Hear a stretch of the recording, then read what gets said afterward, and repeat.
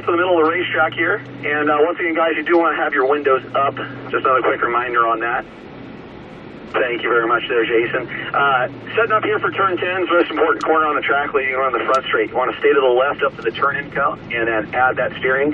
That way we are fully straight on the exit.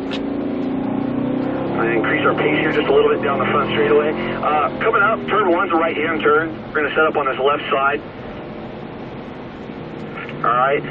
Very fast approach when you guys start to get into it a little bit. Turn 1 does have a little bit of banking at the apex. It's helpful. We're going to use the apex curb. And then up to turn 2. Turn 2 is fastest corner on the track. Okay. Definitely does take a little bit of time to get used to the lateral G's the cars can basically generate through that corner.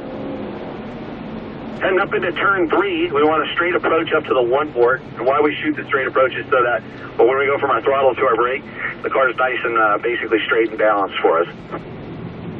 Looking here to the right.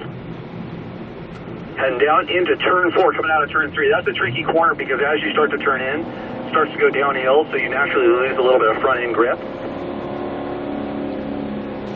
They generate a little bit of space to the group in front of us. I can already tell they're going to be a little bit more conservative in terms of speed. So we're going to generate this space through the last half of this lap. So that second lap, we can start to go a little faster. We're going to turn in kind of later here for turn 5, use the base of the apex curve, and then just kind of keep the right sides loaded up and head back to the left to set up for the slalom we set up here. So this is really going to let you feel out the differences between the stock and modified cars in terms of directional stability and the quickness to change direction. Okay, coming into turn 6. Turn 6 is what we call a sacrificial corner. We want to stay to the left side out of this corner to set up for the S's. If we go too far to the right, that's going to compromise our entry into here. Another area where you're really going to feel the differences.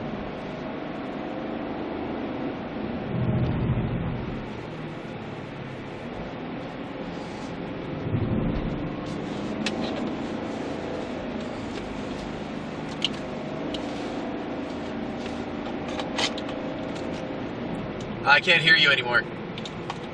That's fine. I'm on my other radio in here with the control guys, so my apologies about that. From time to time, I might go dark just talking on the other radios.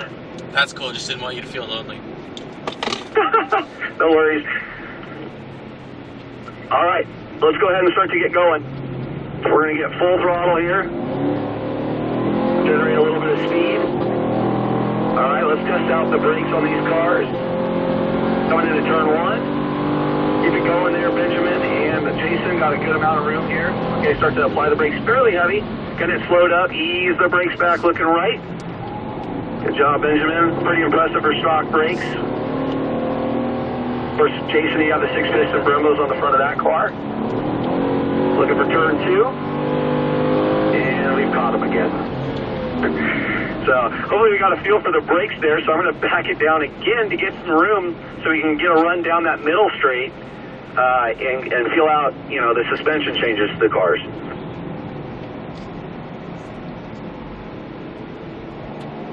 I don't know why this is. I always get the fast guys the first group. Everyone's trying to warm up and everyone else, you guys want to go. That's the same way it was that last driving session. But just have a little bit of patience. Everyone out here is going to get up to speed, in the upcoming cars, and, it'll flow a little bit better altogether.